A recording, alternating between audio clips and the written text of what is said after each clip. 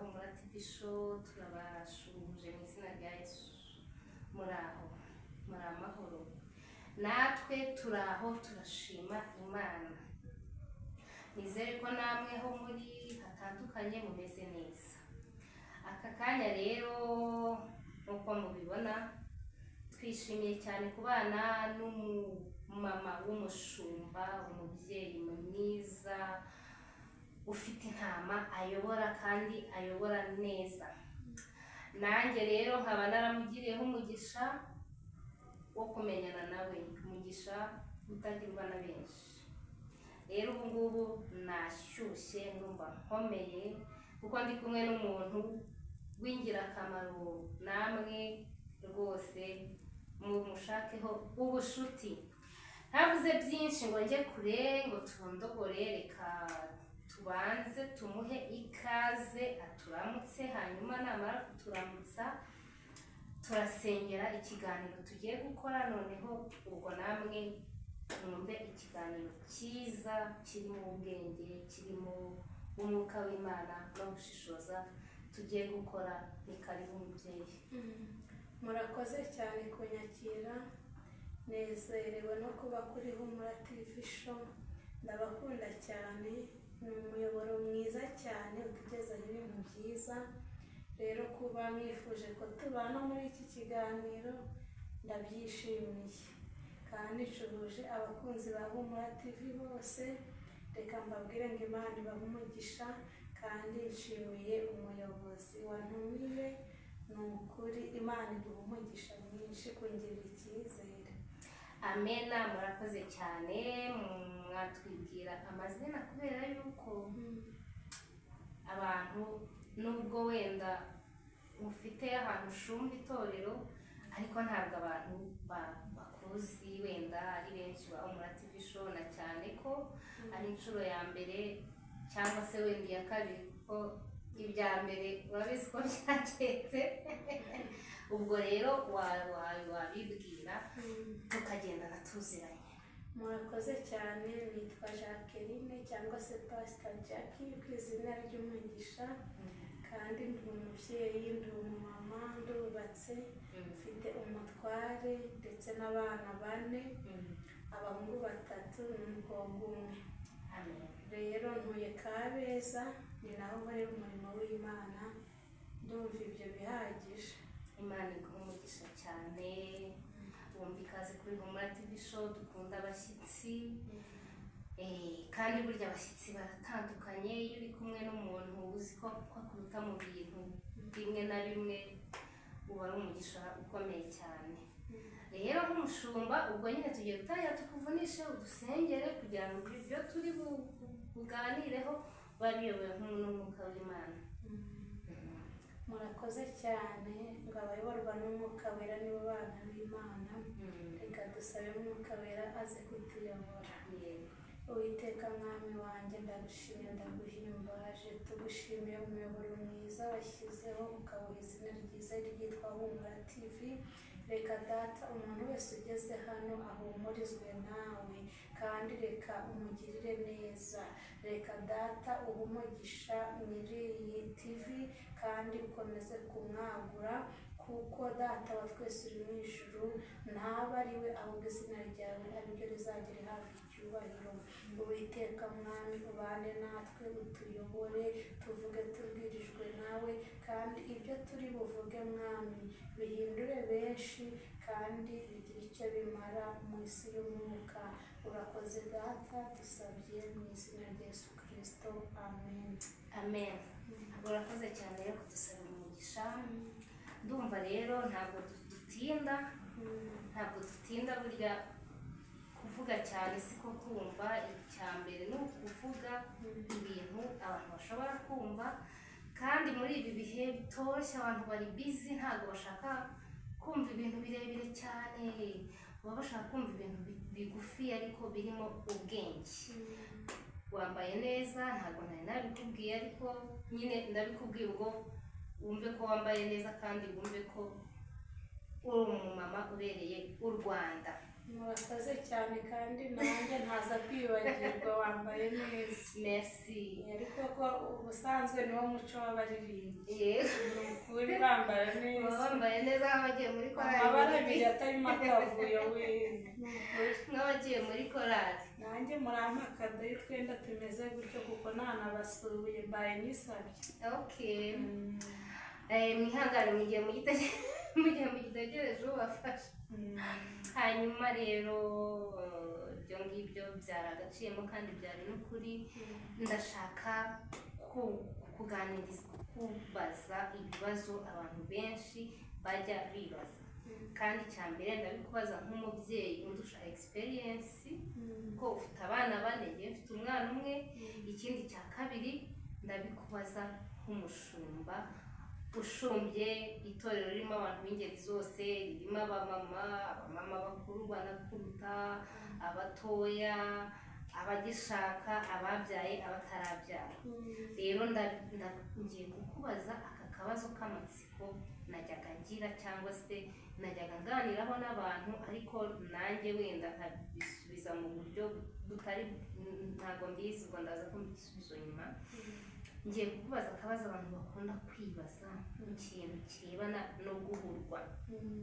Guhurwa iyo umubyeyi atwite, hari akantu kajya gakunda kuba ku bantu nyine ko guhurwa, kumva ngo ibi ngibi sinshobora, ibi ngibi narabibuze, umwana yarabimburije. Ese nk'umushumba ubizi ute? Icya mbere nk'umushumba ubizi ute? Ikindi cya kabiri nk'umubyeyi ubizi ute?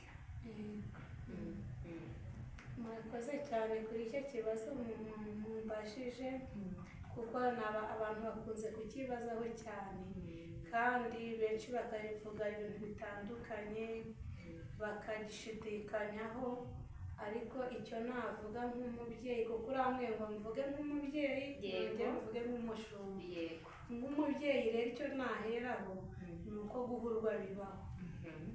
Guhurwa bibaho, ugahurwa ibintu runaka kandi ukongera ukararikira ibintu runaka bitewe n'uko wasamye. Kuko wa muntu wakiriye mu mubiri wawe icya mbere gituma uhurwa, uriya muntu ntabwo muba muhuje imico, nta nubwo muba muhuje imyifatire. Rero ni nko kuvuga ngo weho wari usanzwe urya ibirayi iwawe, ariko njyewe nje ndi umushyitsi kandi mfite ibintu nkunda, mfite n'ibyo nanga. Niyo mpamvu rero hari ibyo utazongera guteka, hari n'ibyo nzagusaba ko uteka, kuko njyewe ndi umushyitsi, niko biba bimeze mu isura nshya. Rero icyo kibazo impamvu nifuje no kukikubaza wenda nk'umushumba, ni uko abantu benshi mu nsengero dusengeramo rimwe na rimwe, njyewe maze kumva abantu batari munsi ya 2 bayoboye amatorero cyangwa se nyine b'abavugabutumwa babwiriza abantu benshi ngo akantu ko guhurwa, ngo guhurwa gutura umukristo ngo mu izina rya Yesu, ngo ni abadayimoni. Nkibaza se nibyo ni abadayimoni koko? Ni konyine umubiri uba wabigusabye? Mbese tumara amatsiko. Hari n'abantu mana yanjye twabidisikasinzeho, njyewe kubera yuko mu gutwita kwanjye ntabwo nigeze mpura n'ako kantu, naratwise nyine bisanzwe, ndabyara sinagira icyo kibazo. Noneho rero njye urumva kubaza nkanjye, umuntu nkanjye kumbaza icyo kibazo kandi njyewe bitarambayeho, biragoye yuko nagisubiza nyine umuntu byabayeho. Ariko nk'umushumba mbwira guhurwa ni abadayimoni koko nk'uko abantu babyibaza? Ni imyumvire iciriritse? ni iki? Uko mbibona nk'umushumba, kandi n'ubundi sinde b'umushumba ngo ndeke kuba umubyeyi, yego byose biri buze kugendana. Ukuntu mbibona, njye mba mbona atari abadayimoni, ariko biramutse bikabije ukuntu ahari abantu babyita abadayimoni, kuko njya numva ngo hari n'ukuntu umugore ashobora gusama agahurwa umugabo we ngo ntiyifuze kumureba. Ibyo bintu nabyo biba, yakumva n'icyuya cyari nko hanze hariya rwose ngo akirukanka akaruka pe. rero sinumva ukuntu umwana yaza ngo yangese.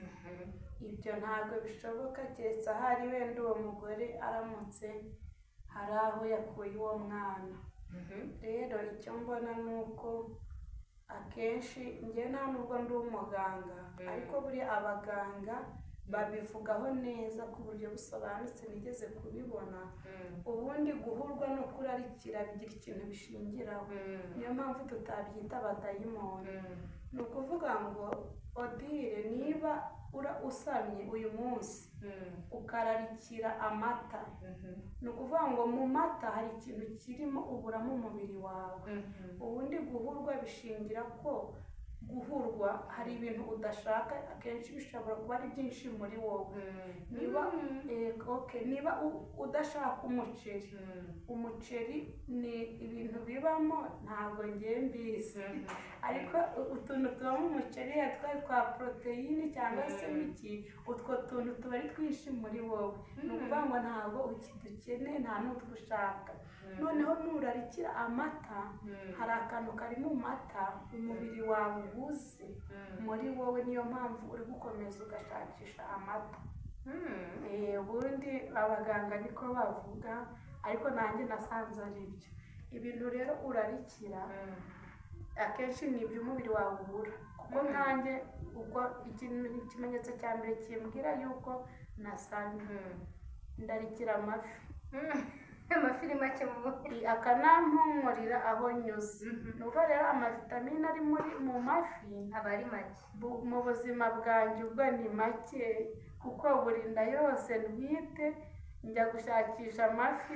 Ikimenyetso cya mbere no kumva agahumuro k'amafi, kumva karimo akantu, numva agahumuro k'amafi. Ariko ikindi kintu navuga ni uko mu kurarikira, kubera ko umuntu aba yakiriye umubebe. Ngewe ukuntu nabonye no mu bintu turarikira, kenshi ni bya bintu byadutunze tukiri abana. Biragaruka ngewe kenshi, kuko iwacu bakundaga guteka ibirayi n'ibishyimbo by'umutuku bigeretse, birimo amamesa. Ni ukuri si oya, byabaga bitogosheje gusa, ariko igihe cyose nsabye ibintu byose birananira. Noneho bya birayi bikagaruka by'umutuku, mwagishakisha ukuntu ntuma abantu ngo bajye kunshakira ibishyimbo by'umutuku mu cyaro n'ibirayi. Noneho nkagereranya ngasanga ni ibintu byandeze nkiri umwana. Bivuga ngo rero no muri aba bana tubyara, ubundi igice cyacu kinini cy'ubuzima kigizwe n'ubwana bwacu.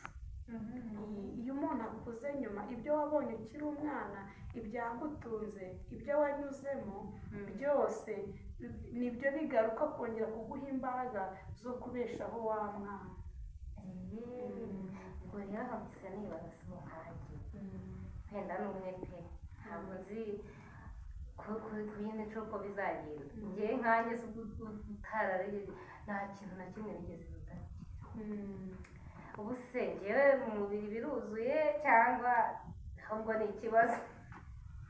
Njyewe nta na kimwe nigeze, nta kintu nigeze ndariki. Hari ikintu na kimwe? Nta, kuri ndumva noneho n'umugabo wawe ukuntu avuga ati, ko njya numva ngo abandi bararikira ikintu. Nta kintu wazashatse byibuze ikintu kimwe nawe ukacyishyiramo, ukambwira uti ni iki ngiki, nkagishaka icyo kintu, nkavuga ati ndavuga kurarikira n'ubururu. Ati kubera ati ko abandi njya numva bavuga ngo barashaka, nkavuga se ni inyama se, ko iyo zishatse nzibona nyine nkumva ko natwise mfite supermarket, nta kintu kibaho na kimwe nashakaga ngo nkibure. Ubwo noneho akambwira ati warebye byibuze kimwe. Ntabwo se ubundi wavuga ari ndi muzima, ni gute umuntu atwita ntashaka ikintu na kimwe. uri muzima, ahubwo buriya igishoboka ni uko umwana wawe wabyaye ashobora kuba ameze nkawe, ku buryo nta kintu na kimwe yagusabye kumushakira, kuko hari abantu no mu buzima busanzwe bakunda ibintu bimwe. Nakubwiye ko ngenda ndamutse nje kuba iwawe ngiye mfite ibyo nkunda, mfite n'ibyo nanga, ariko ku bw'amahirwe bishobora kuza nkasanga ibyo ukunda aribyo nanjye nkunda, tukajya dusangira. iyi rero uriya mwana wawe ubwo ni wowe 100% wumve.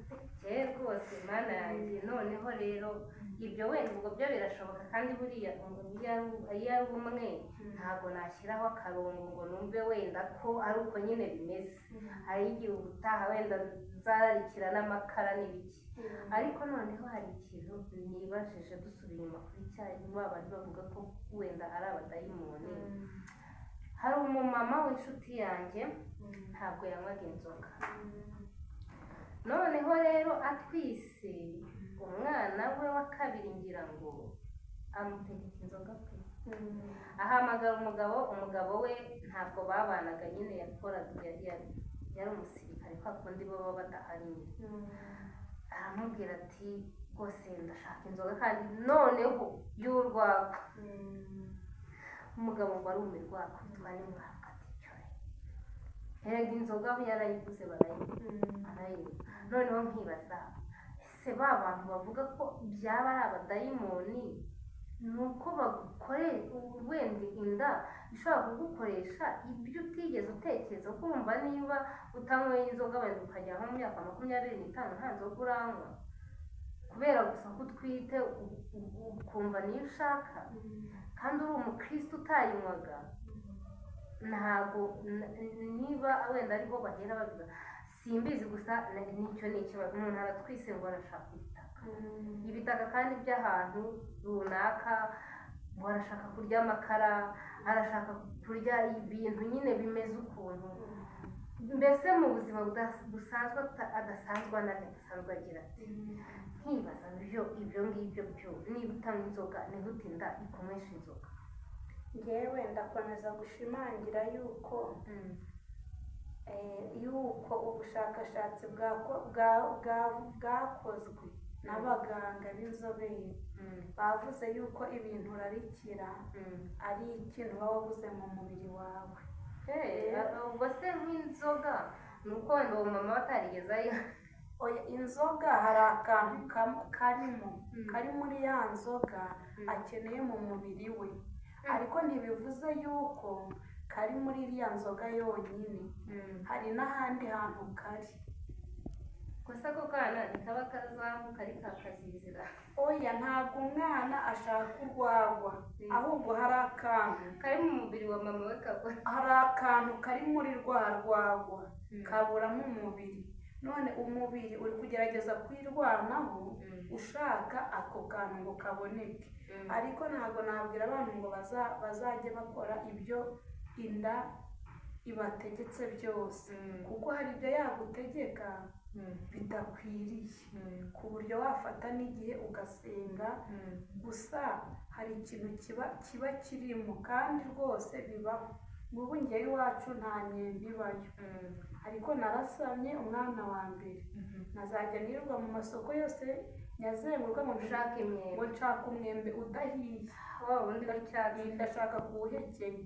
imyembe narayibuze, nagiraga isoni, sinari gukomanga ku bipangu by'i Kigali kandi nabonaga bafite ibiti by'imyembe, ariko ni ukubera iki? ni uko hari akantu karimo muri cya cyembe kibisi ngewe nyine mu mubiri wanjye, ariko rero nubwo ntakibonye ntabwo napfuye. urakoze rero, reka nkubaze. hari ukuntu umuntu ashaka ikintu, ubundi mu by'ukuri iyo umuntu agishatse, wenda tuvuge nimba ari nk'ayo mata ukayabura, cyangwa se umugabo wawe nta n'ubushobozi bwo kuyakugurira afite, iyo uyashatse ukayabura, umwana mu nda ngo atera intambara ngo bayashobora no kuvamo, ibyo bintu ni ukuri cyangwa se ntabwo ari ukuri? ibyo bintu ntabwo ari ukuri, kubera yuko uba ubikeneye, uwo mwana nawe aba abikeneye, umubiri wawe niwo uba ubikeneye, kuko umwana uri mu nda ntabwo yari yakagera igihe cyo gufata ibyemezo ku buryo avuga ngo ngewe nintabona iki ngiki ngo ngewe ngo ndapfa cyangwa mve mu nda. Ahubwo ni ukuvuga ngo ni wowe, ni umubiri wawe. Ese ntabwo urabona iyo ufite abashyitsi ukuntu uzenguruka kuri botike uri gushaka agafanta ka ngo niko ngo umushyitsi amasita ariko iyo akabuze ushobora gufata piyesi na mukaru ashobora kuyiba. nyine impamvu ni utubazo uba wumva ni utubazo tw'amatsiko kuko ngewe abantu abamama benshi nzi nyine ujya kumva ngo ngewe ngo ntiye isambusa, ubwo mugabo we amezi 9 yose ayamarana kamverope atahana amverope irimo sambusa. Noneho ko nacuruje n'inyama nyine zokeje, hari abakiriya nagiraga baza kugura inyama buri munsi zokeje ngo nizo umwana ashaka, nizo umugore ararikiye, niba natazibona nyine ugasanga n'umugabo yahangayitse n'amafaranga ashobora kuyaguza kubera ko umugore nyine amubwiye ngo ndashaka iki. Ariko mu by'ukuri igisubizo nacyumvishe birumvikana, guhurwa nyine bibaho, nta nubwo twatera ibiwo byabayeho, nta nubwo kandi twakumva yuko iyo umuntu atabonye icyo ashaka nyine wenda hari ikibazo kibi. Gusa ibyiza abapapa, umubyeyi utwite nakubwira ngo ndashaka iki nyine abagishaka mujye mumurwana kuko nicyo aba yumva ashaka, kandi n'ubuzima bw'abana bw'umwana wawe uba urimo guharanira ko wenda mama we ntabwo yaba ameze nabi ngo uri mu nda nawe amere neza, birumvikana. Ubwo rero ibyo bibazo byo bigenda ari byinshi, ngira ngo tuzadukorana nk'utu episode nzajya nkuganiriza nk'umushumba cya kibazo numva ngewe ntashobora gusubiza umuntu kuko ngewe urumva nk'ibyo byo guhurwa no kurarikira numvaga ndimo hagati, ariko nk'umushumba ufite uko bivuze ndizera ko abadukurikiye babyumvishe kandi baramutse bagize n'ikibazo bifuza kukubaza by'umwihariko bakuvugisha hanyuma ukarushaho kubasobanurira no kurushaho. Ndumva kuri ibyo bintu niba hari ikintu wumva watwongereraho ukadupfundikirira ukadusoreza wakitwongereraho. Murakoze cyane ku kiganiro cyiza twaganiriye, kuko iki ni ikintu gikunze kuba ku bantu bose, ariko reka nsoze mbabwira ngo nta gitangaza kirimo, kuko umuntu agomba kumenya ko yakira umuntu mushya mu mubiri we. Ibyo yakundaga hari igihe biba bitagikunze, kandi ibyo ataryaga hari igihe wa muntu abimusaba. Rero bivuze ngo bibaye byiza yanda itagutegetse icyaha, ikintu yagusabye cyose ujye ugikora, kuko iyo ugikoze biguha amahoro. kandi nubwo wavuga ngo wararikiye ifi, wararikiye ibintu bihenze, ni ukuri iyo uyibonye ntabwo ari ibintu bihoraho, bihita bihagarara, ejo ukongera ukararikira ikindi. Ni ukuri ntabwo ari ibintu bihoraho. Reka tubabwire ngo bahumure, bibaye byiza atari ikintu kigusaba gukora icyaha wagikora, kandi ari ikintu kigusaba gukora icyaha wakihorera, kuko iyo ukibuze n'ubundi wa mubiri urihangana, ubuzima bugakomeza. murakoze cyane ku tuganirije neza, nanjye urwara ibyo nigiyemo.